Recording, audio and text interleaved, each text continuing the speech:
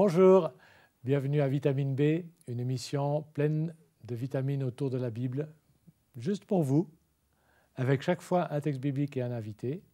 Et aujourd'hui, on a la joie d'avoir avec nous Alain Kreis, responsable de jeunesse, aussi éditeur d'un journal, d'un mensuel, je crois, Shabak. Un trimestriel. Trimestriel, pardon, Shabak pour les adolescents et les jeunes. Et tu as choisi un texte que tu as très à cœur, qui fait un peu partie de ta vie, je crois, mais on verra ça tout à l'heure, qui se trouve dans Matthieu 6, versets 31 à 34. « Ne vous inquiétez donc pas et ne dites pas « Que mangerons-nous ? Que boirons-nous ? Avec quoi nous habillerons-nous ? En effet, tout cela, ce sont les membres des autres peuples qui le recherchent. Or, votre Père céleste sait que vous en avez besoin. Recherchez d'abord le royaume et la justice de Dieu, et tout cela vous sera donné en plus. Ne vous inquiétez donc pas du lendemain, car le lendemain prendra soin de lui-même. À chaque jour suffit sa peine. » Alors Alain, pourquoi ce texte est-il si précieux pour toi? Eh bien, parce qu'en fait, c'est un texte qui m'a toujours accompagné tout au long de ma vie. J'avais reçu ce texte à mon baptême. Oui. Et puis, après, j'ai réalisé que mes parents avaient reçu ce texte à leur mariage, alors que mes parents, ce n'étaient pas des gens pratiquants. Mais ce qui date d'il y a à peu près combien d'années? Ça date de, je ne sais pas, 60 ans. 60 ans plus même. Waouh! Et puis, en fait, ce texte m'a été redonné régulièrement par le Seigneur, différentes façons, des gens qui m'écrivaient un texte, un verset sur un bout de papier, enfin, etc. Donc un texte qui, au fond, qui devient un peu ta biographie, un texte intégré dans ta vie.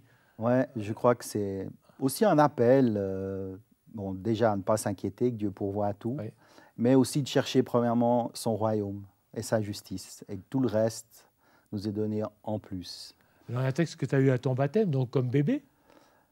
Non, mon baptême, moi, je n'ai pas été baptisé enfant. Donc, Ah bon? mes parents étaient un foyer mixte, ma maman catholique, mon père protestant. Oui.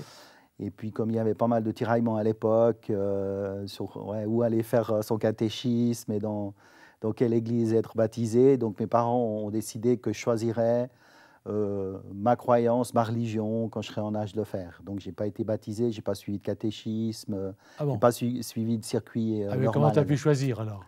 Alors ça, c'est toute une histoire. C'est parce qu'un jour, Dieu, dans sa miséricorde, m'a repêché du fond, vraiment du fond des ténèbres, quoi.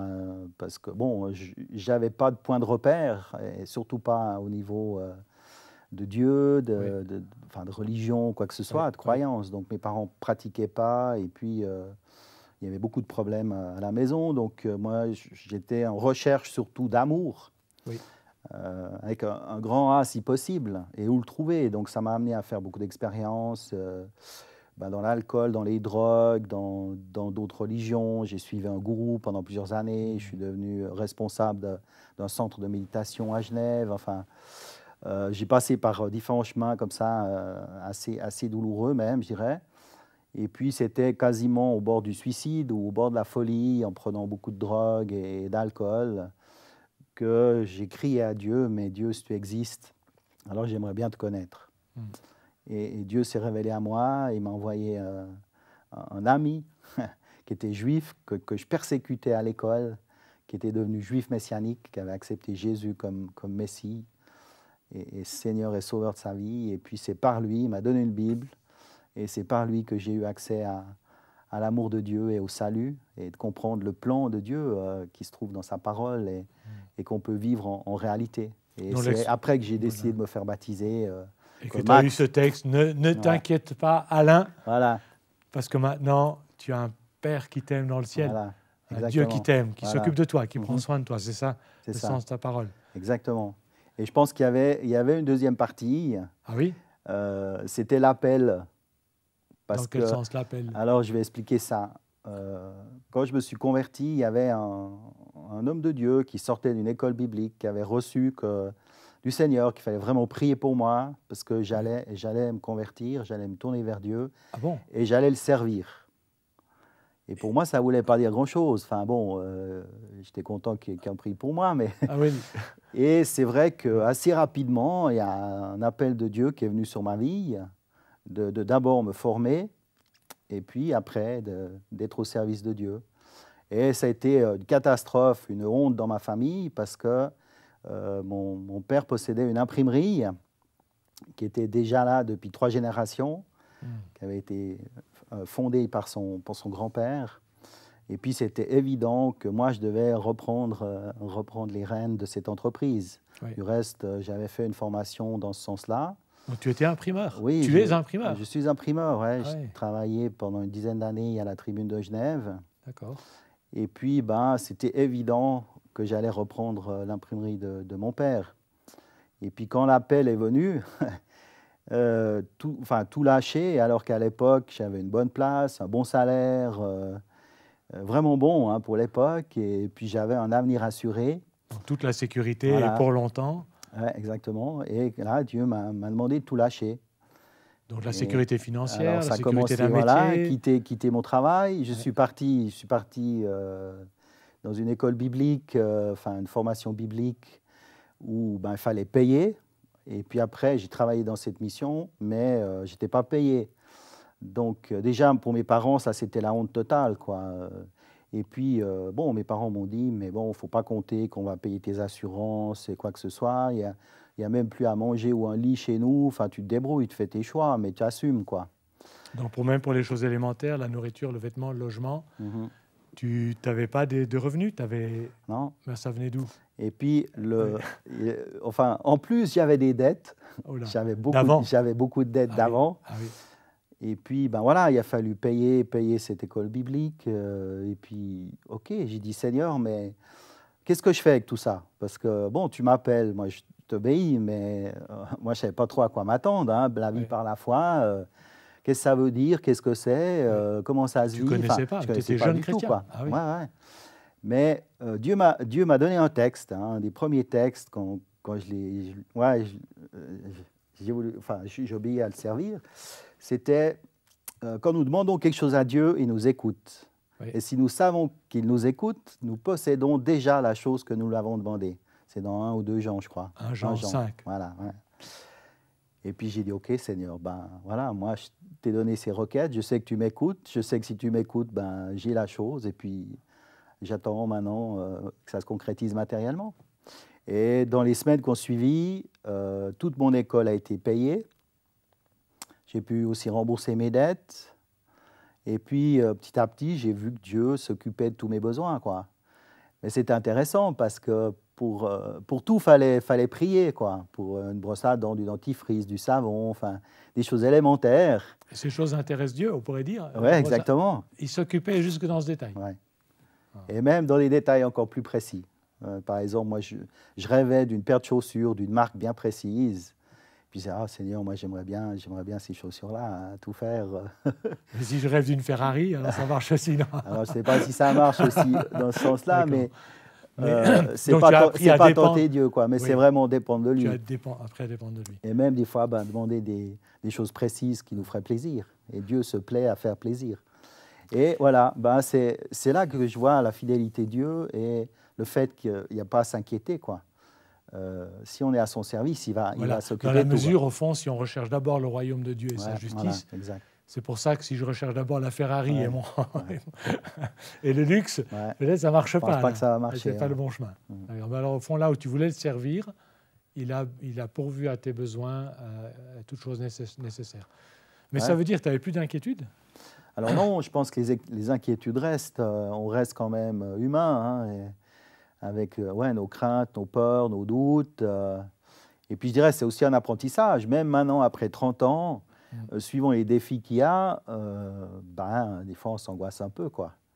Et puis on se dit, mince, donc c'est une promesse, mais quoi. Voilà, c'est une promesse, mais apparemment c'est pas tout rose comme ça. C'est pas toujours tout facile, ou bien je me trompe? Non, c'est pas toujours tout facile, non. Parce que je dirais peut-être encore chez nous, c'est encore plus dur parce qu'on est dans un système.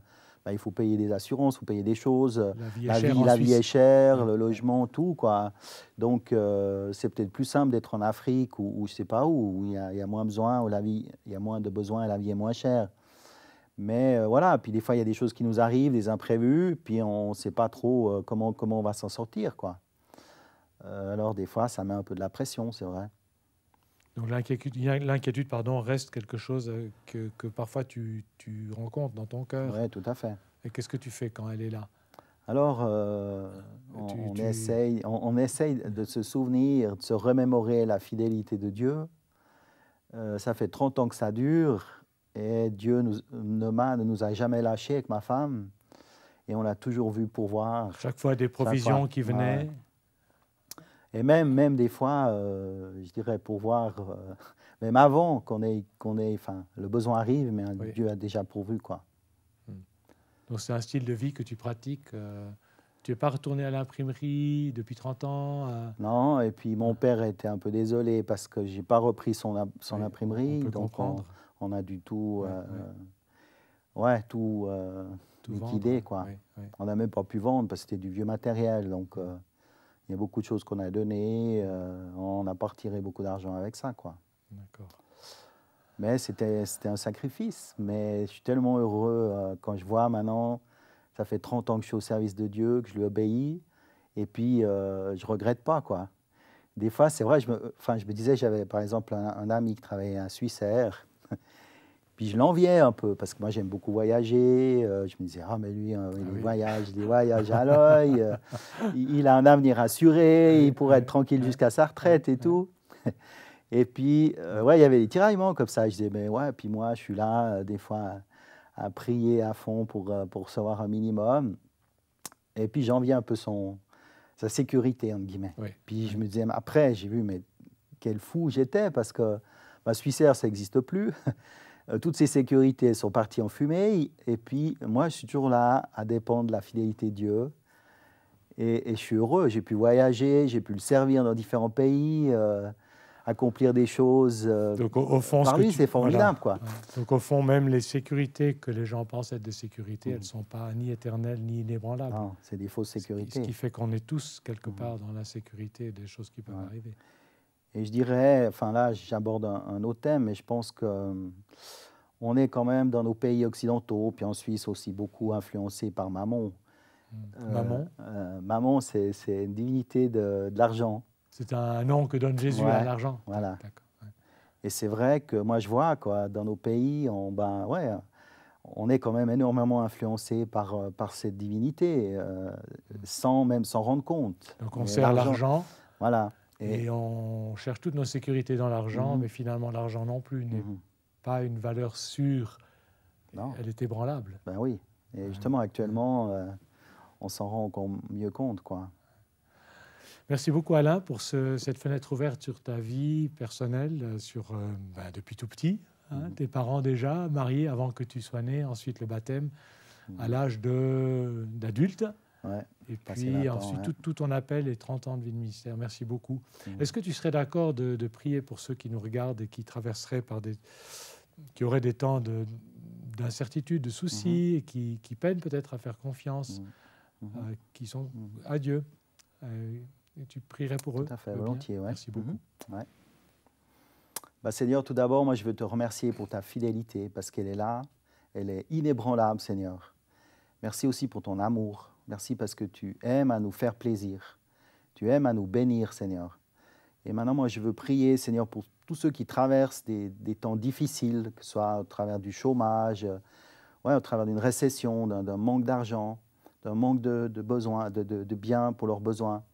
Et Seigneur, je te demande d'abord que tu mettes ta paix, ta sécurité dans leur cœur, Seigneur. Une paix profonde qui soit inébranlable, quoi qu'il y ait comme circonstances, même difficiles. Et puis Seigneur, je te prie que aussi tu pourvoies leurs besoins, qu'ils puissent voir ta fidélité, Seigneur, dans leur situation, parce qu'on n'est pas abandonné, parce que tu ne nous abandonnes pas, Jésus. Alors Seigneur, révèle-toi comme Jéhovah Jireh, le Dieu qui pourvoit et qui pourvoit en abondance. Et je te prie dans le nom de Jésus, bénis Seigneur. Amen.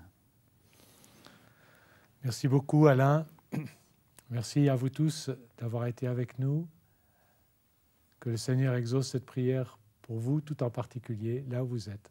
Et je vous dis à bientôt sur une prochaine Vitamine B. Au revoir.